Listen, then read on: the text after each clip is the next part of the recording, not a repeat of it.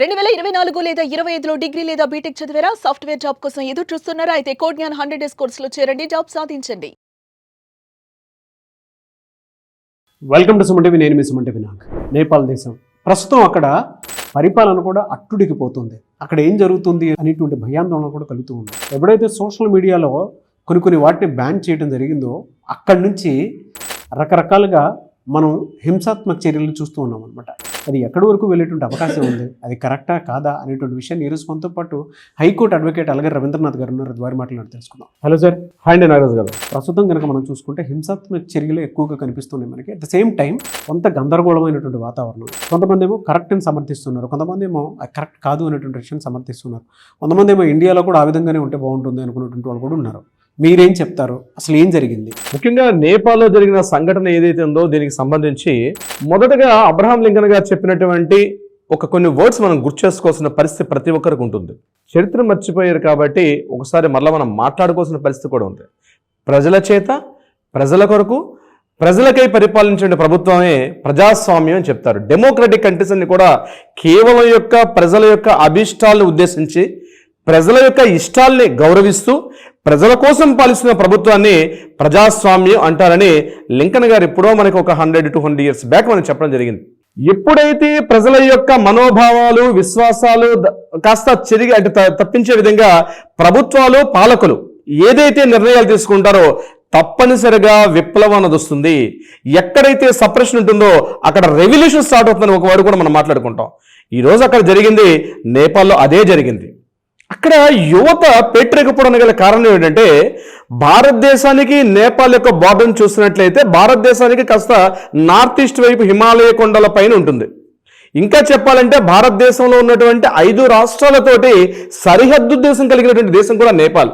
అంటే ఒక వరుసగా మనం చూసినట్లయితే సిక్కిం, వెస్ట్ బెంగాల్, బీహార్, ఉత్తరప్రదేశ్, ఉత్తరాఖండ్ ఈ 5 రాష్ట్రాలకు కూడా బౌండరీ ఉన్నటువంటి ఏకైక దేశం ఏదైనా ఉందంటే అది నేపాల్ యొక్క దేశం, మన పొరుగు దేశం.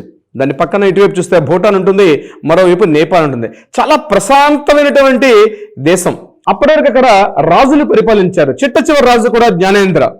మనందరికీ తెలుసు, ఒకేసారి బెంచ్ మీద కూర్చొని ఆయన 14 మంది తన సహోదరులను కూడా కాల్ చేశాడు. మన చాలా బహుశా ఒక్కసారి ఒక 15 ఇయర్స్ బ్యాక్ అయితే అందరికీ తెలిసి ఉంటుంది నేపాల్లో. దాని తర్వాత ఓలీ ప్రభుత్వం వచ్చింది. ఓలీ ప్రభుత్వం ఈ రోజు కూడా పరిపాలిస్తున్నారు. డెమోక్రాటిక్ గా మనలాగే లోక్సభ ఉంటుంది, సేమ్ మనలాగే రాజ్యసభ ఉంటుంది. ప్రజలు ప్రత్యక్షంగా ఎన్నుకున్నటువంటి 175 మంది శాసనసభ్యులు అంటే పార్లమెంటు సభ్యులు కలిగినటువంటి ఒక పార్లమెంటు కూడా వ్యవస్థ ఉంటుంది. అద్భుతంగా ప్రజాస్వామ్యం, వాళ్ళకు ఒక చిన్న దేశం అయినప్పుడు కూడా అద్భుతంగా వాళ్ళు పరిపాలించినట్టు రాజరిక పాలన నశించి అదే ప్రాంతంలో ప్రజాస్వామ్యం వచ్చింది. ప్రజాస్వామ్యం అంటే ఇప్పుడు నేను మొదటగా చెప్పినట్టుగా అబ్రహాం లింకన్ గారు చెప్పినట్టుగా ప్రజల కోసం ఎప్పుడైతే పరిపాలకులు పాలించలేకపోతారో రెవల్యూషన్ స్టార్ట్ అవుతుంది, విప్లవం స్టార్ట్ అవుతుంది. మనం ఇంతకు ముందు చూసినటువంటి ఇటలీ విప్లవం కానీ, లేదా అంతకుముందు చూసినటువంటి అనేక శ్రామిక విప్లవాలు, రకరకాల విప్లవాలు ఇంటి కూడా కారణం అంటే ఎప్పుడైతే అనగదొక్క పెడతారో అది ఉవ్వెత్తున గోడ కొట్టిన బంతిలా వస్తుంది. ఈరోజు నేపాల్లో జరిగింది ఏంటంటే సోషల్ మీడియా మీద నియంత్రణ. అంటే సోషల్ మీడియా వాడకూడదు అని చెప్పి సెప్టెంబర్ 4న అక్కడ ప్రభుత్వం ఒక ప్రకటన విడుదల చేశారు. అంటే ముఖ్యంగా సోషల్ మీడియా అనేటువంటి ఇన్స్టాగ్రామ్, యూట్యూబ్ ఇట్లాంటి మొదలుకొని మొత్తం ఒక 26 యూట్యూబ్, మొత్తం 26 రకాల సోషల్ మీడియా వేదికల్ని బ్యాన్ చేయడం జరిగింది. ఎందుకు చేశారు? వాళ్ళు చేసిన ఉద్దేశం వేరు. ఎందుకంటే ఇక్కడ ఆయా ఏవైతే ఈ ప్లాట్ఫామ్స్ ఉన్నాయో ఇవన్నీ కూడా రిజిస్ట్రేషన్ చేసుకోవాలి. రిజిస్ట్రేషన్ చేసుకోకపోతే ప్రజల్లో కాస్త ఇబ్బంది, అంటే విప్లవాత్మక ఆలోచనలు వస్తాయి, ఇబ్బందులు కలుగుతాయి. ఇలాంటి ఆలోచనతో వాళ్ళు ఏం చేశారంటే ఈ సంస్థలన్నీ కూడా రిజిస్ట్రేషన్ చేసుకోవాలి, కొంత ఫీజు ఇచ్చారు ఆ కంట్రీకి, అప్పుడే ఆ దేశాలు అనుమతిస్తామని చెప్తూ అక్కడ ప్రభుత్వం యొక్క ప్రకటన చేశారు. ప్రకటనగా స్పందిస్తూ ఈ సోషల్ మీడియా వేదికలు ఏవి కూడా అక్కడ రిజిస్ట్రేషన్ చేసుకుని సిద్ధంగా లేవు. చాలా చిన్న కంట్రీ ఉద్దేశంతో బహుశా రకరకాల కారణాలు ఉండొచ్చు, వీరైతే వేరే వీడియోలో మాట్లాడదామా. అయితే ఇమ్మీడియట్ గా వాళ్ళు ఏం చేస్తారంటే టోటల్ గా సోషల్ మీడియా మొత్తం బ్యాన్ చేయడం జరిగింది. సోషల్ మీడియా ఎప్పుడైతే బ్యాన్ చేయడం జరిగిందో అక్కడ యువత అప్పటి వరకు సోషల్ మీడియా అంటే ఇన్స్టాలో కావచ్చు, యూట్యూబ్లో కావచ్చు, ఇతరత్ర ఫేస్బుక్లో కావచ్చు, ఇలాంటి సోషల్ మీడియాలో ఒకరి అభిప్రాయాలు ఒకరు పంచుకోవడం, ఒకరి యొక్క ఇష్టాలు ఇవన్నీ కూడా షేర్ చేసుకోవడం, ఒపీనియన్ షేర్, ఇవన్నీ కూడా సోషల్ మీడియా అంటే అనేది. ఎక్కువగా మనిషి తనతో పాటు తన లైఫ్ని గడిపేదానికన్నా సోషల్ మీడియా ఎక్కువ టైం సమయాన్ని గడుపుతాడు. దానికి కారణం రకరకాల అనేక ఉండదు. అది మంచిగా చెడ కాసేపు ఆ విషయాన్ని మనం పక్కన పెడదాం. కానీ ఎప్పుడైతే సోషల్ మీడియా వేదికలను ఎప్పుడైతే బ్యాన్ చేశారో తన యొక్క స్వాతంత్రాన్ని హరించేశారా అన్నటువంటి భావంలోకి యూత్ వెళ్ళిపోయారు. అందుకే అక్కడ ఉన్నటువంటి యూత్ మొత్తం కూడా జెడ్ అని చెప్పి, అంటే జెన్ జెడ్ అని చెప్పి ఒక యూనిటీ ఫామ్ అయ్యారు. అందరూ కూడా కుర్రాలే, కాలేజీలో చదువుతున్నటువంటి కుర్రాలు యూనిఫామ్స్ తో సహా కలిగి, అంతకుమించి ఎంబీఏలు, రకరకాల గ్రాడ్యుయేట్స్, మెడిసిన్ చదువుతున్న వాళ్ళు, బీటెక్లు చేస్తున్న వాళ్ళు, ఇంజనీరింగ్ చదువుతున్న వాళ్ళు, మొత్తం విద్యార్థులతో కూడా మూకుమ్మడిగా ఆ వీధుల్లోకి వచ్చారు. వీధుల్లోకి వచ్చి అక్కడ ఆగిపోయారా లేదు, ప్లకార్డులు నిర్వహించి వాళ్ళు కాస్త భావ వ్యక్తీకరణ, ఎందుకంటే ప్రజాస్వామ్యంలో భావ వ్యక్తీకరణ స్వేచ్ఛ ఉండాలి, తమ ఒపీనియన్స్ ని బయటకు పంచుకునే అభిప్రాయం కలిగి ఉండాలి. కానీ నేపాల్లో ఎప్పుడైతే సోషల్ మీడియా వేదిక మీద బ్యాన్ చేశారో వాళ్ళు భావ ప్రకటన స్వేచ్ఛ కోసం అని చెప్పి వీధుల్లో కూడల్లో వాళ్ళ యొక్క ఉవ్వెత్తున నిరసనలు చెప్పడం జరిగింది. ఆ నిరసనల్ని అణిచివేసే ఉద్దేశంతో ఏం చేశారంటే అక్కడ ఉన్నటువంటి ఓలీ అన్నతను ఆ దేశ ప్రధానమంత్రి, ఆ ఓలీ గారు ఏం చేశారంటే పూర్తిగా సప్రెస్ చేయడం అనేది మొదలుపెట్టారు. ఇది ఒక గుణపాఠం. ప్రజాస్వామ్య ప్రభుత్వంలో అక్కడ కానీ ఆ భావ ప్రకటన స్వేచ్ఛకి, భావ వ్యక్తీకరణ స్వేచ్ఛకి అయితే ఎప్పుడైతే తొక్కేస్తుందంటే నా దగ్గర ఉన్నదేదో తను తీసేసుకుంటుంది ప్రభుత్వం. నేను ట్యాక్సులు చెల్లిస్తున్నాను, అన్ని రకాలు చెల్లిస్తున్నాను, బట్ ప్రభుత్వం నా యొక్క స్వాతంత్రాన్ని, నా యొక్క భావ ప్రకటన స్వేచ్ఛని ఎందుకు హరిస్తుంది? చిన్నపిల్లాడి చేతిలో ఏదైతే ఒక టెడ్డీ బేర్ని తీసుకుంటే ఎట్లయితే ఫీల్ అవుతాడో అంతకన్నా ఎక్కువగా యూత్ ఫీల్ అవుతారు.